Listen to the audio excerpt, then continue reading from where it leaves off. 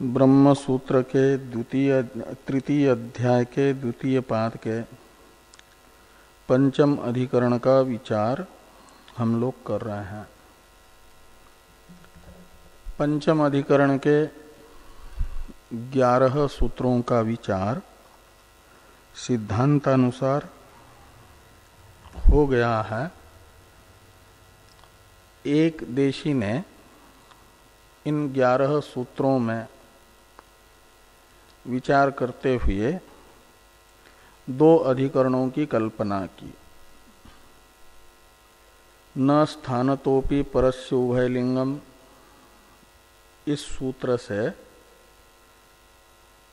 अनाकारवद एव यहाँ तक के सूत्र तक 4 सूत्रों का एक अधिकरण और प्रकाशवच्च अवयर्थ्यात् इत्यादि पाद के 15वें सूत्र से पाद के 21वें सूत्र तक 7 सूत्रों का एक अन्य अधिकरण माना। भाष्यकार भगवान जो प्रकाशवच्च अवयर्थ्यात् इत्यादि सूत्र से 21वें सूत्र तक एक देशी के द्वारा स्वीकृत द्वितीय अधिकरण है, वह आवश्यक नहीं है, इसे बता रहे हैं। द्वितीय अधिकरण आरंभ में विद्यमान दोष को बताते हुए भाष्यकार भगवान ने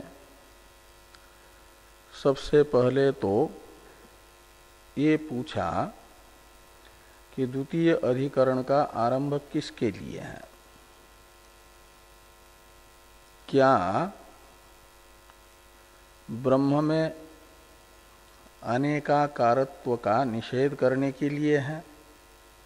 तत्पदार्थ में द्वितीय अधिकरण का आरंभ, या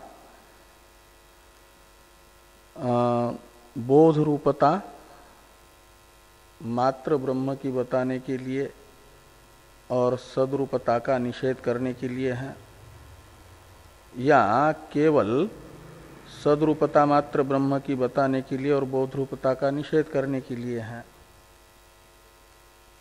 इन 3 विकल्पों से पूछने के पश्चात यदि प्रथम विकल्प को पूर्व पक्षी स्वीकार करते हैं तो कहा द्वितीय अधिकरण का आरंभ आवश्यक इसलिए नहीं होगा प्रथम विकल्प के अनुसार कि प्रथम अधिकरण से ही यह द्वितीय अधिकरण गतार्थ हो जाएगा। प्रथम अधिकरण में ही बताया गया है कि परस्य उभयलिंगम स्वतः स्थानतोपि वस्तुतः न भवति करके, तो प्रथम अधिकरण से ही गतार्थ हो जाएगा द्वितीय अधिकरण। और द्वितीय विकल्प में ब्रह्म में जो चिद्रूपता बताने वाले वाक्य हैं वे व्यर्थ हो जाएंगे। तृतीय विकल्प में ब्रह्म के सद्रूपता को बताने वाले वाक्यों में अप्रामाण्य की आपत्ति आएगी। और बोध रूपता का निषेध मानने वाले पक्ष में चेतन जीव का फिर बोध रहित ब्रह्म के साथ अभेद बताने वाली श्रुति जो महावाक्य है उनमें भी अप्रामाण्य की आपत्ति आदि सब दोष बताए गए हैं। तो इस प्रकार ये द्वितीय अधिकरण का उद्देश्य सिद्ध नहीं हो पाता, सिद्धांत सिद्ध नहीं होगा। तो द्वितीय अधिकरण का पूर्व पक्ष भी अनुपपन्न है सिद्धांत के तरह। इसे भी बताया गया नापि उभय लक्षणम एव ब्रह्म इति वक्तुम शक्यते। तो इस पक्ष में भी पूर्व अभ्युपगम विरोध हो जाता है। उभय रूप ब्रह्म को मानेंगे तो पूर्व अधिकरण में स्वीकृत जो ब्रह्म का विशेषत्व, विशेष सविशेष शून्यत्व, विशेष राहित्य, उसका विरोध होगा यदि उभय रूप ब्रह्म को मानेंगे तो।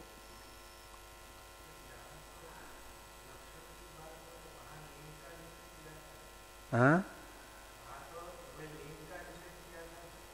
तो लिंग का अर्थ क्या है? लक्षण का अर्थ है स्वरूप और लिंग का अर्थ भी है स्वरूप। लिंग लिंगते ज्ञायते इति लिंगम के अनुसार रूपम और लक्ष्यते ज्ञायते इति लक्षणम, ऐसी उत्पत्ति करते हैं तो लक्षणम का अर्थ भी होता है रूप। ब्रह्म का रूप, रूप यानी स्वरूप, उभय स्वरूप मानेंगे ब्रह्म को। उभय लक्षण का अर्थ है उभयात्मक, लिंग का भी अर्थ है उभय लिंगम यानी उभय रूपम यानी उभयात्मकम। न परस्य न स्थान तो भी परस्य उभय लिंगम में लिंगम शब्द का अर्थ है रूप, लक्षण शब्द का भी अर्थ एक है। शब्द भेद होने पर भी अर्थ एक है। लिंग और लक्षण शब्द का अर्थ रूप है, इसलिए यहाँ पर लक्षण भेद बताया जा रहा है का अर्थ है रूप भेद ही बताया जा रहा है। और उभय रूप ब्रह्म है, ये है पूर्व पक्ष, ये भी अनुपपन्न है पूर्व अभ्युपगम के साथ विरोध होने से, ये शंका हुई। और पूर्व पक्ष की भी अनुपपत्ति, ऐसे संशय की भी अनुपपत्ति बताई गई तथापि इत्यादि से। तो जिस अधिकरण का सिद्धांत पूर्व पक्ष संशय ये तीन तीन अंश अनुपपन्न हो, ऐसा अधिकरण अनारंभणीय सिद्ध होगा। इसलिए द्वितीय अधिकरण पूर्व पक्ष सिद्धांत तथा संशय रहित होने से जो एक देशी स्वीकार करते हैं वह अनावश्यक है। इसे भाष्यकार भगवान ने बताया। अब ये जो सूत्राणि तु एकाधिकरणत्वेन एव अस्माभिर्नीतानि इत्यादि भाष्य है, इसकी अवतरण टीका है। एकाधिकरण पक्षे सूत्राणि कथम ज्ञेयानि इत्यत आह सूत्राणि इति। तो एकाधिकरण पक्ष में का मतलब इन 11 अधिकरणों में एक ही अधिकरण है, 11 सूत्रों का एक ही अधिकरण है, 2 अधिकरण नहीं। ये मानने वाले जो सिद्धांती, इस सिद्धांत पक्ष में कहते हैं कि सूत्र, ये जो सूत्र हैं प्रकाशवच्य इत्यादि, इनकी उपपत्ति कैसे होगी, ये पूछा गया कि एकाधिकरण पक्ष यानी सिद्धांत पक्ष में सूत्राणि कथम ज्ञेयानि, तो सूत्रों का कैसे अर्थ होगा। इस प्रकार शंका होने पर सिद्धांति की ओर से भाष्कर भगवान कह रहे हैं, हमने जो व्याख्यान किया है इन 11 सूत्रों का एक अधिकरण मान करके किया है, इसलिए इन 11 सूत्रों का वही अर्थ होगा, गति होगी जो हम बता चुके हैं।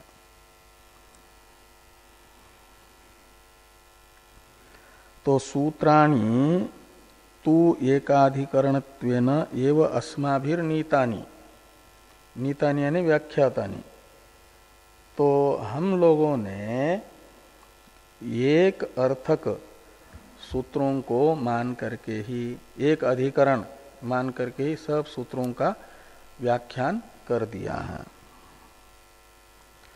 अपिच इत्यादि की अवतरण टीका है। स्वपक्षे सूत्र सामंजस्यंच इत्याह अपिच इति। स्वपक्ष है सिद्धांत पक्ष, और सिद्धांत पक्ष में सूत्रों का आपस में सामंजस्य यानी समन्वय भी ठीक ठीक बैठ जाता है, सिद्ध होता है। तो उस सामंजस्य को बताया जा रहा है। अपिच ब्रह्म विषयासु श्रुतिषु आकारवद अनाकार प्रतिपादनेन विप्रतिपन्नासु अनाकारे ब्रह्मणि परिगृहीते अवश्यम वक्तव्या इतरासां श्रुतीनां गति। कहते हैं ब्रह्म विषयक जो श्रुतियां हैं, उपनिषद में आए हुए वाक्य हैं ब्रह्म विषयक श्रुतियां, और उन श्रुतियों के द्वारा ब्रह्म का सविशेष स्वरूप जैसे बताया जा रहा है। ब्रह्म विद्या दो प्रकार की है ना, सविशेष ब्रह्म विद्या जिसे सगुण ब्रह्म विद्या, उपासना, सविशेष ब्रह्म विद्या इत्यादि नामों से कहा जाता है। सगुण ब्रह्म विद्या ने उपासना, और उपासना के प्रकरण में आए हुए श्रुति वाक्य ब्रह्म को सविशेष बता रहे हैं। उपासना उपयोगी विशेषताएं सर्वगंधत्वादि ब्रह्म में, वे उपासना के प्रकरण में आए हुए श्रुति वाक्य ब्रह्म को बताते हैं। ब्रह्म इन विशेषताओं वाला है। ऐसे ये हैं सविशेष ब्रह्म को बताने वाले श्रुति वाक्य। उनमें जैसे ब्रह्म का आकार, आकार शब्द का अर्थ है रूप, विशेष, ये सब पर्यायवाचक शब्द है। तो आकारवत का अर्थ है जैसे आकार का प्रतिपादन हुआ है। ऐसे उपनिषद में आए हुए ज्ञेय ब्रह्म के प्रतिपादक जो श्रुति वचन है, वे ब्रह्म का अनाकार भी बता रहे हैं। अस्थूलम अणअणु इत्यादि श्रुति वाक्य बताते हैं कि ब्रह्म रूप यानी विशेष रहित है, अनाकार है।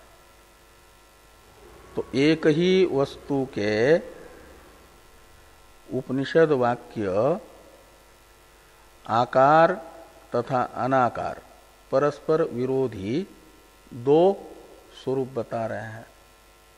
सविशेष निर्विशेष कहो, साकार निराकार कहो। एक वस्तु ब्रह्मात्मक, उसे श्रुति साकार भी निराकार भी बता रही है। इसलिए श्रुति में आपस में विरोध उपस्थित हो रहा है। तो उनमें से यदि उपनिषदों का तात्पर्य निराकार ब्रह्म में ही मानते हैं और निराकार ब्रह्म को बताने वाले श्रुति के अनुरोध से ब्रह्म निराकार ही है, ऐसा स्वीकार करते हैं यदि, तो फिर ब्रह्म को साकार बताने वाले श्रुति वाक्यों की क्या गति होगी, क्या विषय रहेगा। ये ब्रह्म को निराकार मात्र मानने वाले जो सिद्धांती हैं, उनके पक्ष में प्रश्न उपस्थित होता है उनके प्रति। इस प्रश्न का उत्तर ब्रह्म को निराकार मानने वाले सिद्धांती को अवश्य देना पड़ेगा। ये यहां पर पूछा गया, यही कह रहे हैं कि अपि च ब्रह्म विषयासु श्रुतिषु आकारवत अनाकार प्रतिपादनेन ब्रह्म विप्रतिपन्नासु, ये श्रुतिषु के विशेषण है दो। एक ब्रह्म विषयासु यानी ब्रह्म विषयक जो श्रुतियां हैं, ब्रह्म का प्रतिपादन करने वाली श्रुतियां, वे ब्रह्म का जैसे आकार यानी विशेष बता रही है, ऐसे ब्रह्म को अनाकार भी बता रही है। तो अनाकार प्रतिपादनेन विप्रतिपन्नासु, इसलिए विरोध हो रहा है। ब्रह्म को साकार बताने वाली श्रुतियां और निराकार बताने वाली श्रुतियों का आपस में विरोध उपस्थित होता है। तो विप्रतिपन्नासु यानी विरुद्धासु, विप्रतिपन्न है, विरुद्ध है, इसलिए अनाकारे, तो इन दोनों में से फिर ब्रह्म को वस्तुतः या तो निराकार स्वीकार करो या तो साकार स्वीकार करो। वस्तुतः दोनों रूप ब्रह्म के नहीं हो सकते, ऐसा प्राप्त हुआ। तब ये कहते हैं कि निराकारेषु क्या कहाँ गया हमारे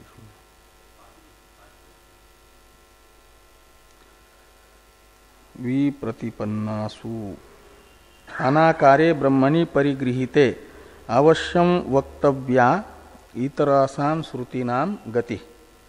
तो इतर श्रुतियां हो गई साकार बताने वाली श्रुतियां ब्रह्म को, तो उनकी गति बताना आवश्यक हुआ, जरूरी हुआ। तो कहते हैं तादर्थेन, ये जो जहां से एक देशी द्वितीय अधिकरण का आरंभ मान रहे हैं, जिस सूत्र से, पाद के 15वें सूत्र से, अधिकरण के 5वें सूत्र से दूसरा अधिकरण प्रारंभ मानना चाहते हैं, तो कहते हैं वहां से आगे के 7 सूत्र दर्शनाच्य तक के हमने इन्हीं ब्रह्म को साकार बताने वाली श्रुतियों की गति यानी विषय बताया है कि जो आरोपित सर्वगंधत्वादि हैं पृथ्व्यादि उपाधि के संबंध से, औपाधिक सर्वगंधत्वादि है, और उन औपाधिक होने से सर्वगंधत्वादि आरोपित है, और आरोपित सर्वगंधत्वादि विशेषता ये उन श्रुतियों का विषय होगा, वास्तविक विशेषता नहीं। ऐसा हम पहले कह चुके हैं इन सूत्रों का पूर्व के साथ ही संबंध बताते हुए, सामंजस्य बताते हुए। ये सिद्धांति कह रहे हैं कि तादर्थेन प्रकाशवच्च इत्यादीनि सूत्राणि अर्थवत्तराणि संपद्यन्ते। तो तादर्थेन का अर्थ है साकार ब्रह्म को बताने वाली श्रुति के विषय को बता करके ये उपपन्न हो जाते हैं सूत्र। यद्यपि आहु इत्यादि वाक्य की अवतरण टीका से पहले थोड़ा इतने वाक्य का अर्थ कर रहे हैं टीकाकार, इसको देखिए। अपिच के बाद अवश्य अपेक्षित गत्यर्थत्वेन उत्तर सूत्राणाम पूर्वैक वाक्यत्वात् न अधिकरण भेद इति भावः। तो अवश्य अपेक्षित गत्यर्थत्वेन यानी ये जो प्रकाशवच्च अवयर्थ्यात् इत्यादि सूत्र हैं, ये सूत्र अवश्य अपेक्षित जो साकार ब्रह्म को बताने वाली श्रुतियों की गति है, अपेक्षित उसे बताने के लिए उत्तर सूत्र है, प्रकाशवच्च अवैर्थ्यात् इत्यादि। उत्तर सूत्रानाम पूर्व एक वाक्यत्वात्, पूर्व सूत्रों के साथ प्रकाशवच्च अवैर्थ्यात् इत्यादि 7 सूत्रों का एक वाक्यत्व सिद्ध होता है, उपपन्न होता है। इसलिए न अधिकरण भेद, तो 2 अधिकरण नहीं होते हैं। पूर्व अधिकरण के साथ ही इन सूत्रों का सामंजस्य बैठ जाता है। एक देशी जिन सूत्रों से अलग अधिकरण मानना चाहते हैं उन सूत्रों का भी सामंजस्य पूर्व सूत्रों के साथ ही हो जाता है। ये अभिप्राय निकला। अब यद्यपि आहु इत्यादि जो भाष्य वाक्य आ रहा है, इसकी अवतरण टीका है। आकार श्रुतीनाम कल्पित आकारो गति इति स्वमतम उक्तम। जो सर्वगंध सर्वरस इत्यादि ब्रह्म को सर्वगंधत्वादि विशेष वाला बताने वाली श्रुतियां हैं, सविशेष ब्रह्म को बताने वाली, वे ब्रह्म के कल्पित विशेषता विषयक हैं, ऐसा बता दिया। अब कहते हैं आकार श्रुतिनाम कल्पित आकारो गति इति स्वमतम यानी सिद्धांतम उक्तम। अब कुछ लोग हैं वे कहते हैं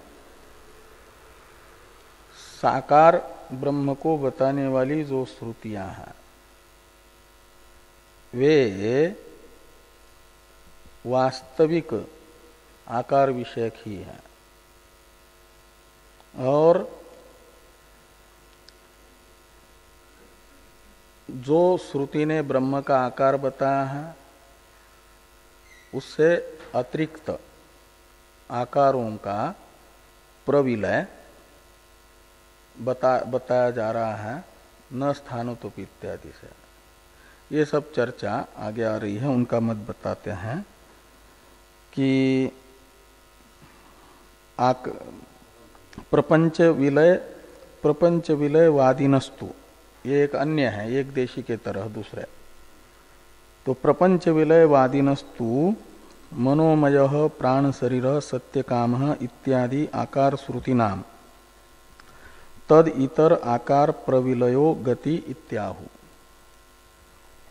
कहते हैं कि ये जो मनोमय प्राण शरीर सत्य काम सत्य संकल्प इत्यादि ब्रह्म के आकार को बताने वाले श्रुति वाक्य हैं, वे ब्रह्म कल्पित आकार विषयक हैं ऐसी बात नहीं, अपितु जो ब्रह्म का आकार बताया जा रहा है उस आकार से अतिरिक्त आकार का प्रविलय ब्रह्म में चिंतन के माध्यम से करने के लिए इन श्रुतियां हैं। ये श्रुतियां कहती हैं कि प्राण शरीर भारूप इत्यादि विशेषता वाले ब्रह्म में इन विशेषताओं से अतिरिक्त जो आकार हैं उन आकारों का प्रविलाप करो, विलय करो, ऐसा बताने के लिए ये श्रुतियां हैं। तो इत्याद्याकार श्रुतिनां तद इतर आकार प्रविलयो गति इत्याहु। आहु का करता है प्रपंच विलयवादिन। तो उनके अनुसार क्या अर्थ निकलेगा मनोमय इत्यादि का? तो कहते हैं मनोमय इति को अर्थ, तो मनो अतिरिक्त उपाधि शून्य इत्यर्थ। तो मनोमय ब्रह्म है, इसका क्या अर्थ है? प्रपंच प्रविलयवादी को पूछा तो कहा कि मन से अतिरिक्त आकार से रहित ब्रह्म है। मनोमय मात्र है, मन तो उसका आकार है, लेकिन मन से अतिरिक्त आकार रहित वो है, तो अतिरिक्त आकारों का विलय करने के लिए मनोमय ये कह रहा है। ऐसे फिर उनको पूछा जाएगा कि एवं प्राण शरीर पदेन, तो प्राण शरीर भी एक विशेषता है ना उसकी, मनोमय प्राण शरीर, तो प्राण शरीर पदेन प्राणातिरिक्त उपाधि निषेधात, तो प्राण शरीर पद से तो प्राण से अतिरिक्त उपाधि का निषेध हो जाएगा, तो मन का, प्राण से अतिरिक्त तो मन भी है, तो मन का भी निषेध प्राप्त हो जाएगा। तो मनसोपि अभाव सिद्धि, तो मन के भी अभाव की प्राप्ति हो जाएगी। हाँ, नहीं, मन की भी, मन जब प्राण शरीर कहेंगे तो प्राण शरीर पदे न प्राणातिरिक्त उपाधि निषेधात, तो प्राण शरीर ये जो विशेषण है इसका अर्थ निकलेगा प्राण से अतिरिक्त स्वरूप का अभाव। तो प्राण से अतिरिक्त तो मन भी है, तो मनोमयता का भी अभाव प्राप्त हो जाएगा। तो मनसोपि अभाव सिद्धि एवं सर्वे शब्दा अनाकार ब्रह्मपरा एव, इसलिए क्या होगा कि सभी शब्द आकार रहित निराकार ब्रह्म में ही तात्पर्यवान है, ऐसा ये प्रपंच प्रविलय वादी का मानना है। इति तन्मतम, यानी प्रपंच विलयवादी का जो मत है उसका अनुवाद करके भाष्यकार भगवान उसमें दोष बता रहे हैं। दूषयति यदपि इत्यादिना, यदपि इत्यादिना, तो भाष्य में है यदपि आहु आकारवादिन्यो अपि श्रुतयः प्रपंच प्रविलय मुखेन अनाकार प्रतिपत्त्यर्था एव न पृथग अर्था इति तदपि न समीचीनम इव लक्ष्यते। तो यदपि आहु आकारवादिन्यो अपि श्रुतयः, तो आकारवादी जो श्रुतियां हैं वे प्रपंच प्रविलय द्वारा, मुख्य न शब्द का अर्थ है द्वारा, अनाकार प्रतिपत्त्यर्था एवं निराकार ब्रह्म निश्चयार्थ ही है, न पृथग अर्था, वो अलग कोई कल्पित आकार विषयक नहीं है, अपितु निराकार ब्रह्म को बताने के लिए ही है। ऐसा प्रपंच प्रविलयवादी कहते हैं। कहते तदपि न समीचीनम इव लक्ष्यते, ये भी उचित नहीं है, समीचीन नहीं है। तो कहा ये तो बिल्कुल सिद्धांति के तरह ही है, तो क्यों समीचीन नहीं है?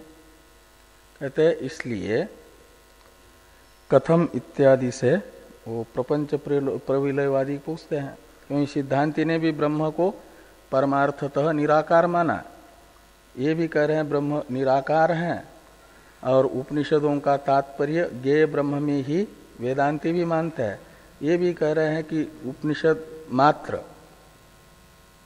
अनाकार ब्रह्म का ही प्रतिपादन कर रहे हैं, का अर्थ है निराकार ब्रह्म में ही तात्पर्यवान है।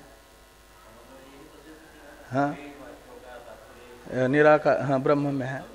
हाँ, तो प्रपंच विलयवादी तो सिद्धांत के अनुसार ही कह रहे हैं, तो आप कैसे कहते हैं कि ये भी समीचीन नहीं है, उचित नहीं है? ये कथम, इससे पूछा गया। तो कथम इस प्रश्न का उत्तर भाष्यकार भगवान प्रपंच प्रविलयवादी के मत में दोष बताते हुए दो विकल्प कर रहे हैं, दो विकल्प करते हुए दोष बता रहे हैं और कथम इस प्रश्न का उत्तर दे रहे हैं। वे दो विकल्प टीका में टीकाकार बताते हैं, ये पी इत्यादि का अवतरण लिखते हुए। किम ज्ञेय ब्रह्म प्रकरण स्थानाम आकार शब्दानाम निषेध परत्वम उत उपासना प्रकरण स्थानाम अपि तत्र आद्यम अंगीकरोति ये ही इति।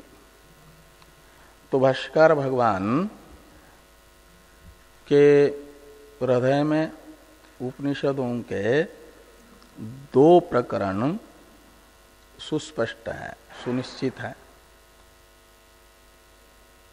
और इसलिए वे कहते हैं कि उपनिषदों में दो प्रकरण हैं, सगुण ब्रह्म का प्रकरण, निर्गुण ब्रह्म का प्रकरण। सगुण ब्रह्म है उपास्य ब्रह्म, इसलिए उपास्य ब्रह्म का प्रकरण, और निर्गुण ब्रह्म है ज्ञेय ब्रह्म का प्रकरण। तो ज्ञेय ब्रह्म के प्रकरण में आए हुए जो आकार के बोधक वाक्य हैं उनका तात्पर्य अनाकार ब्रह्म में मानना चाहते हो या सगुण ब्रह्म विद्या के प्रकरण में यानी उपासना के प्रकरण में आए हुए जो साकार ब्रह्म को बताने वाले वाक्य हैं उनका तात्पर्य अनाकार ब्रह्म में बताना चाहते हो। ये दो विकल्प है।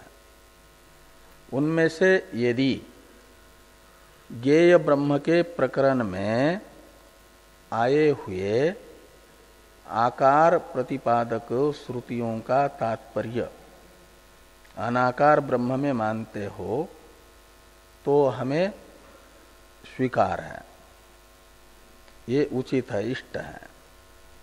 यही कह करके प्रथम का इस प्रकार अंगीकार कर रहे हैं, स्वीकार कर रहे हैं। इसलिए दो विकल्प बताएं कि किम ज्ञेय ब्रह्म प्रकरण स्थानाम आकार शब्दानाम निषेध परत्वम उत उपासना प्रकरण स्थानाम अपि तत्र आद्यम अंगीकरोति ये ही इति। तो इनमें से प्रथम जो है उसका स्वीकार किया जाता है। अस्य जीव भावम प्राप्तस्य, हाँ भाष्य में है कि ये ही, हम टीका में पढ़ रहे थे, ये ही पर विद्या अधिकारे केचित प्रपंचा उच्यन्ते यथा युक्ता ह्यस्य हरय शता दश इति अयं वै हरयो अयं वै दश च सहस्राणि च बहुनी च अनंतानि च इत्येवम् आदय ते भवन्ति प्रविलयार्था तद एतद् ब्रह्म अपूर्वम अनपरम अनंतरम अबाह्यम इति उपसंहारात्। इतने वाक्य से प्रथम विकल्प को स्वीकार किया। ज्ञेय ब्रह्म के प्रकरण में आए हुए जो आकार विषयक वाक्य हैं वे आकार निषेध द्वारा अनाकार ब्रह्म में ही तात्पर्यवान है, ये हमें स्वीकार है। ऐसा इन वाक्यों से कहा कि ये ही पर विद्या अधिकारे केचित प्रपंचा उच्यन्ते। पर विद्या अधिकार में अधिकार शब्द का अर्थ है प्रकरण। पर विद्या अधिकार यानी पर विद्या के प्रकरण में द्वे विद्ये वेदितव्ये पराचैवा पराच, इसमें जो पर विद्या है ज्ञेय ब्रह्म का प्रकरण, और उस ज्ञेय ब्रह्म के प्रकरण में यदि कहीं प्रपंच का प्रतिपादन करने वाले वाक्य हैं तो ये प्रपंचा उच्यन्ते, जो विशेषताएं बताई जाती। प्रपंच शब्द है विशेषता का परामर्श, उपाधि का परामर्शक। यथा जैसे उदाहरण के लिए ज्ञेय ब्रह्म के प्रकरण में विशेषता बताने वाला ये वाक्य है, युक्ता ही अस्य हरय। अस्य यानी ब्रह्मण, हरि शब्द का अर्थ है इंद्रिया, हरि यानी इंद्रिया। तो ब्रह्म की इंद्रिया उचित है, युक्त यानी उचित, और अस्य यानी ईश्वरस्य, और ईश्वर शब्द से लेना जीव भावापन्न ईश्वर यानी भोक्ता रूप जो ब्रह्म, जैसे जीव है, जीव तो ब्रह्म ही है ना, जीवो ब्रह्म ही वना पर। तो जीव भावापन्न जो ब्रह्म, उसकी हरि, हरि यानी इंद्रिया उचित ही है, युक्त है। तो युक्ता अस्य ही अस्य हरय यानी जीव भावापन्न ब्रह्म की इंद्रिया उचित है मानना। और कितनी इंद्रियां हैं? तो एक में 10 है, 5 कर्मेंद्रिया, 5 ज्ञानेन्द्रिया, एक कार्यक्रम संघात में। और सभी कार्यक्रम संघातों में क्षेत्रज्ञ जो है जीव, कोई ब्रह्म से अलग नहीं है। हर एक कार्यक्रम संघात में एक ही बिंब स्थानीय परमेश्वर क्षेत्रज्ञ के रूप में प्रतिबिंबित हुआ है। इसलिए एक ही बिंब के वे सब प्रतिबिंब हैं। इसलिए सब क्षेत्रों में विद्यमान जो क्षेत्रज्ञ के रूप में ब्रह्म है, उसकी एक एक क्षेत्र में 10-10 इंद्रिया, तो ऐसे अनेक इंद्रिया होगी। एक क्षेत्र को लेकर के 10 और अनेक को लेकर के 10 क्षेत्र को लेकर के 100 हो जाएगी। ऐसे 1000 भी हो जाएगी 100 क्षेत्र को लेकर के, ऐसे अनेक क्षेत्रों को लेकर के अनंत इंद्रिया हो जाएगी। तो ब्रह्म जीव भावापन्न यानी प्रतिबिंब भावापन्न जो ब्रह्म है, उसकी उपाधिभूत कार्यक्रम संघात भेद से 10, 100, 1000 और असंख्य इंद्रिया हरि शब्दित युक्त है, उचित ही है। इस अभिप्राय से यह आया कि युक्ता ही अस्य हरय शता 10 सहस्त्राणि बहुनी च अनंतानि च, ऐसा लगाना। तो ये इंद्रिया फिर ज्ञेय ब्रह्म के प्रकरण में आई हुई ये श्रुति है। और इसमें यदि इस श्रुति के द्वारा बताई गई ब्रह्म की इंद्रियारूप उपाधि विशेषता, ये यदि ब्रह्म से अलग होगी तो एक ज्ञान से सर्वज्ञान की प्रतिज्ञा सिद्ध नहीं हो पाएगी। इसलिए ये कहा जा रहा है कि ये जो हरि है इंद्रिया, इसकी ब्रह्म से अलग सत्ता नहीं है। ये सब के सब ब्रह्म में ही कल्पित होने से ब्रह्म से अनन्य है। इस अभिप्राय से लिखा अयम वही 10,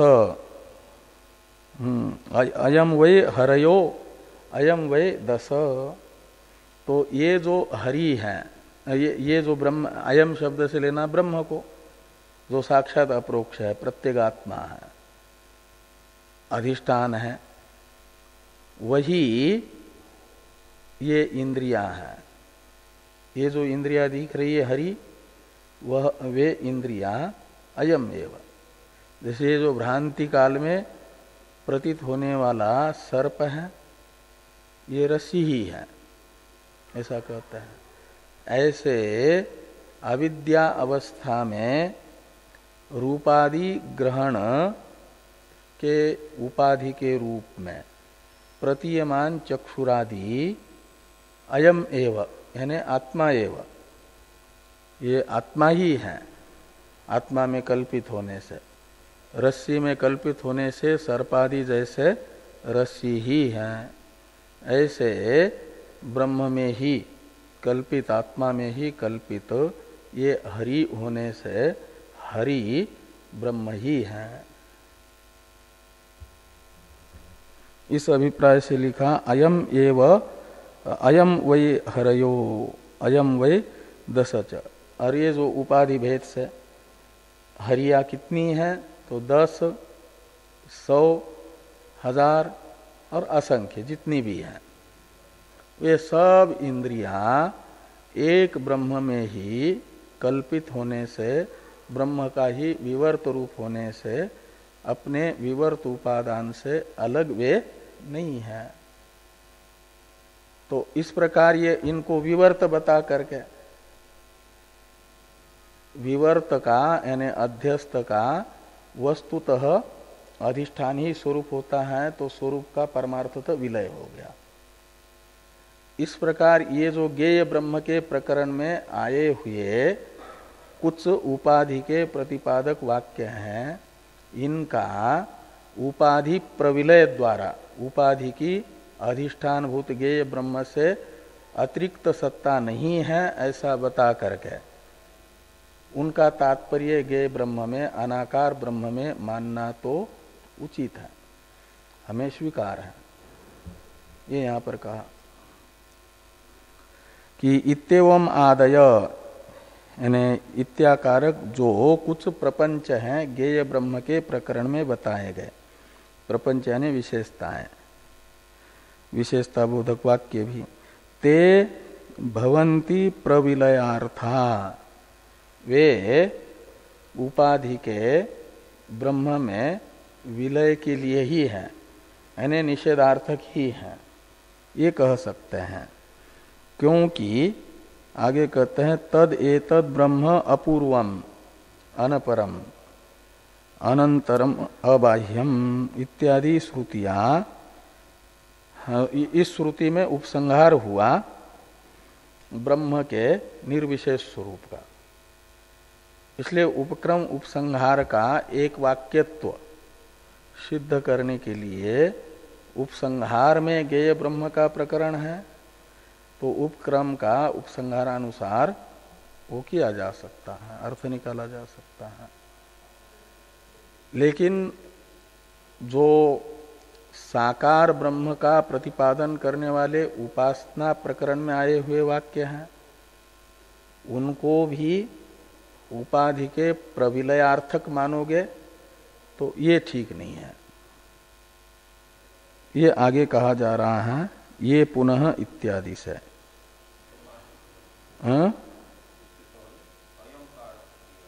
हाँ, थोड़ी टीका है, टीका को देखिए।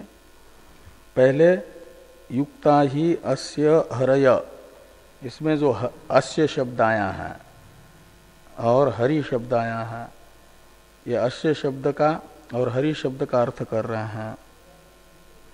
अस्य शब्द का अर्थ कर दिया जीव भावम प्राप्तस्य ईश्वरस्य, ये श्रुतिस्थ अस्य शब्द का अर्थ है। जीव भावापन्न ब्रह्म यानी प्रतिबिंब भावापन्न ब्रह्म ईश्वर। और 10 हरयः यानी विषय आहरणात 10 इंद्रियाणी, ये 10 हरय का अर्थ कर दिया।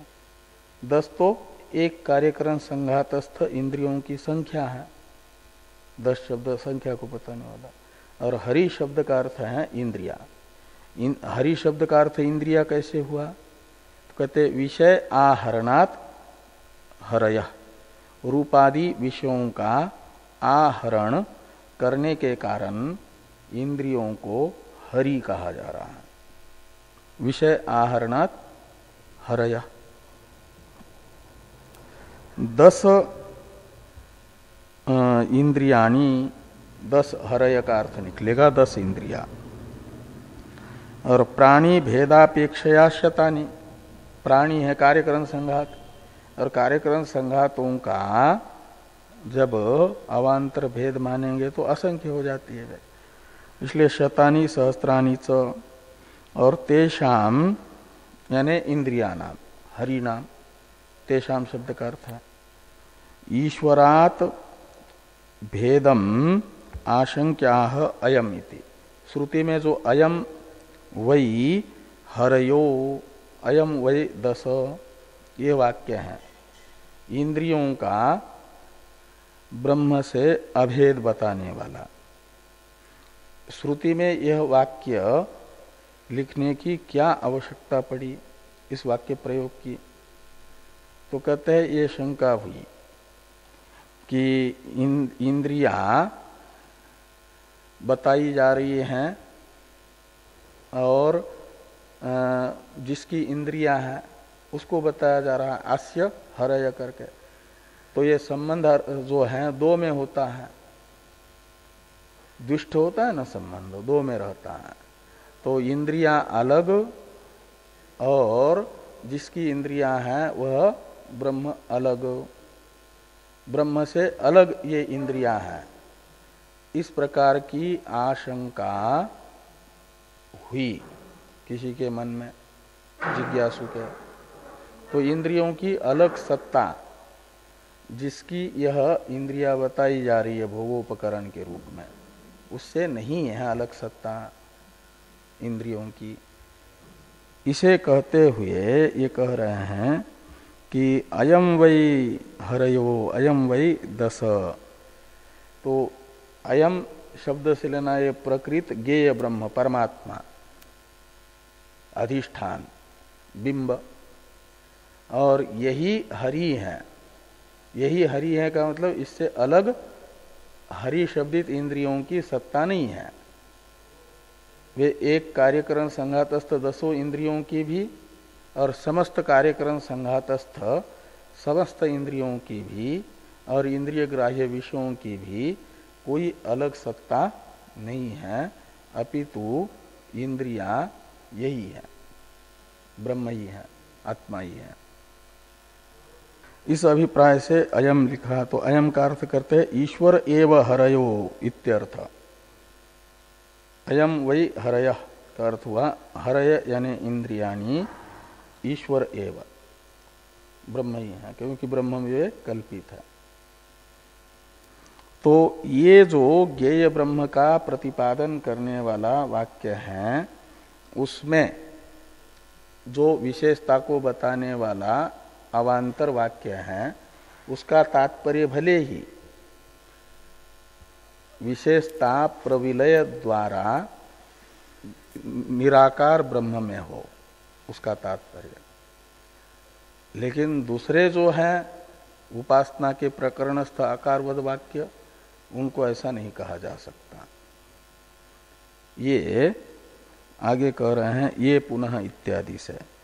इसका अवतरण है टीका में कि द्वितीयम दूषयति ये पुनः इति। इस द्वितीय की चर्चा हम लोग कल करेंगे। कल अनध्याय है, परसों।